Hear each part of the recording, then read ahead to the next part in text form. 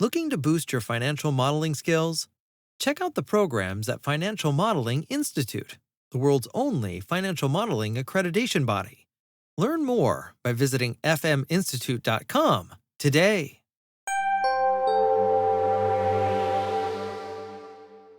Today we're talking with Romina Reversi.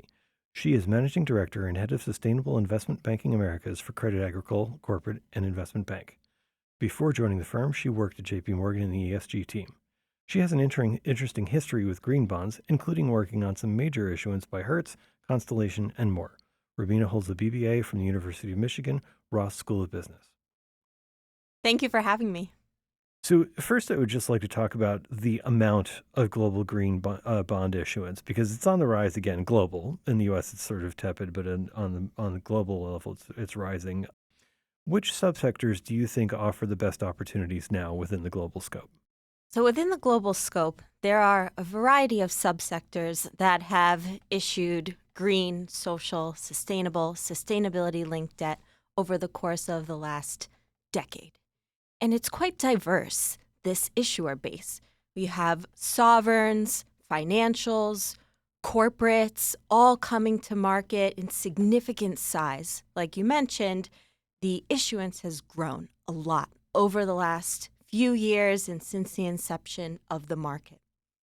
And at this point in the market, we ask ourselves, what's next? And where is the next untapped area of issuance, the area for biggest opportunity? As I see it, and in my opinion, there are a few different sectors that answer that question. For example, the underrepresented sectors in the carbon-intensive space, who have yet to issue in significant size. This includes airlines, mining companies, transportation, some of these sectors that are key to the transition to a low-carbon economy, but yet have been largely absent from the sustainable bond market, offer, in my view, value to that trajectory towards low-carbon economy and untapped sectors, in addition, of course, to those issuers who have been in the market for many, many years and are a large component, those sovereigns, those corporates, and those banks who are crucial to the growth of the continued market as well. Right. So I ask a lot of people this question because it's a difficult spot for analysts and portfolio managers to be in, and it's about ESG data. I know lots of people have talked about it, but I'm particularly interested in how you all have cracked that egg, because handling the gaps in the ESG data, particularly when you're considering labeled debt, investment benchmarks, et cetera, is tricky. So how have you and your team handled that? Credit Agricole Corporate Investment Bank started in the sustainable finance market over 15 years ago. And in my view, in order to crack that market, crack that egg, it's a matter of how do you fully understand the most relevant core material aspects that are financially material from an ESG perspective to an issuer's business, and parlaying that into sustainable finance first. Second, a bit of a gap analysis on here's where an issuer is today, and here's where we think that they should be in order to align with our own net zero banking alliance trajectories, where we as a bank have to decarbonize our lending portfolio.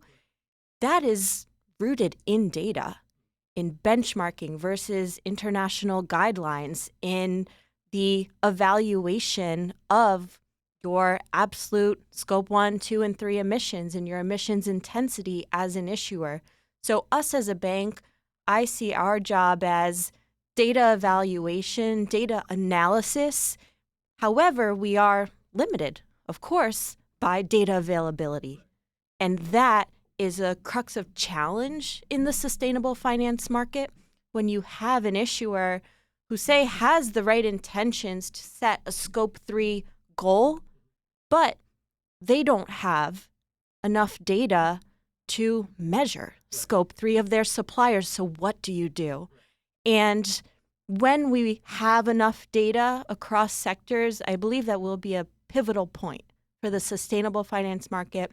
And going back to the first question, what's the untapped value, bringing it back to this carbon-intensive sector, it does boil down in part to data availability. Yeah, it's fascinating to me because we had data problems when we didn't know there was a scope 3. Like a few years ago when we just thought everything was scope 1 and 2, we had a data problem then.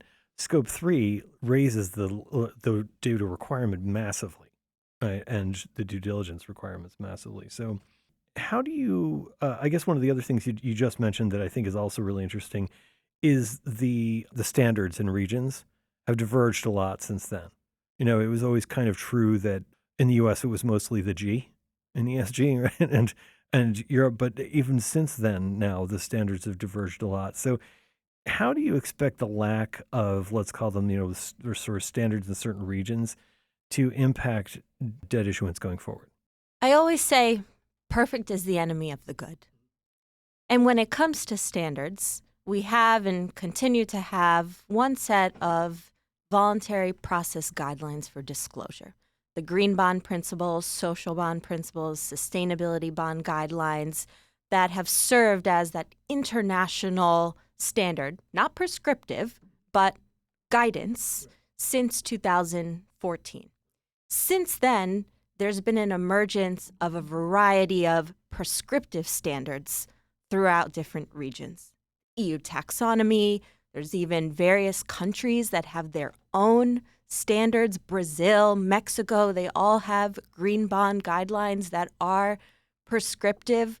But you're exactly right that there's no international standard for no one. disclosure, no Yeah, one right. standard. Yeah, Right. there's no one global standard that we can look to and say, is this green or not green? Well, here's the global standard, and this is what is green and what is not. That doesn't exist on a global basis.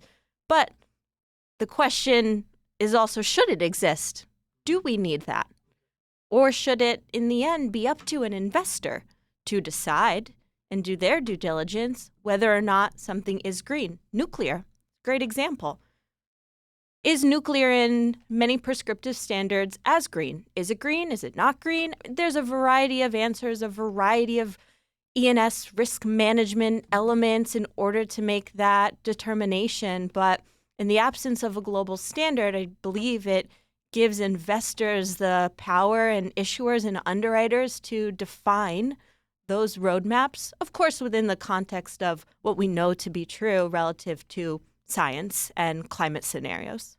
So I think that nuclear is an excellent point of the difficulty in this. The uncertainty around nuclear also is most pronounced at scope 3 because of the means of digging for uranium and the uncertainty around what one does with the waste products when they're through the reactor.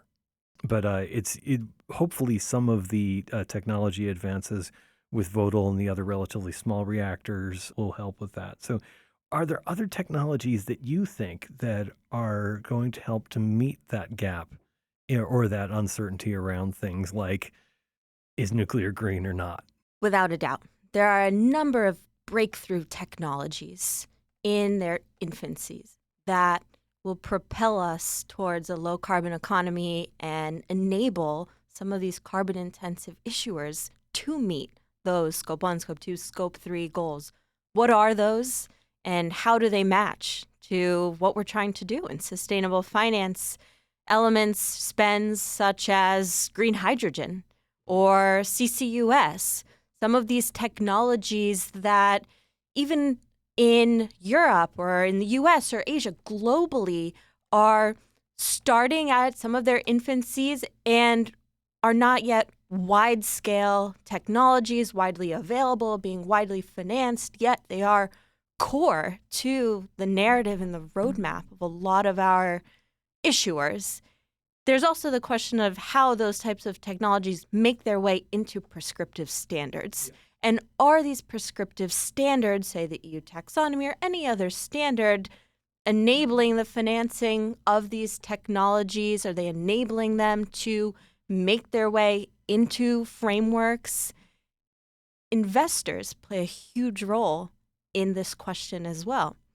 What are investors vocalizing around what is green and what is not green? How are they enabling financing of these technologies in the context of a bond issuance, in describing what does hydrogen being green and the thresholds related to that mean for an investor, and how are they publicly communicating is key to the role of an underwriter when we're pitching to our issuers and the issuers making a decision on coming to market with a labeled bond. Right. This is an excellent point about how we're all in this together, right? So the asset owners, SDGs, et cetera, they're struggling with a lot of the same things too. But this is, the point of connection to the work you do is really obvious and also integral to the whole thing. So that's an excellent point. So thank you for making that. So perhaps we should leave it here, but I do think that if you're listening to this podcast and you're keenly interested in the impact and the way that the SDGs and the asset owners are thinking about this particular topic, you will want to attend the CFA Society New York event in September during Climate Week, when we're going to have the 4th annual Asset Owner Series ESG event. So you can sign up for that on our website. And thank you all for listening. This has been Compound Insights, and I am Rob Rowan.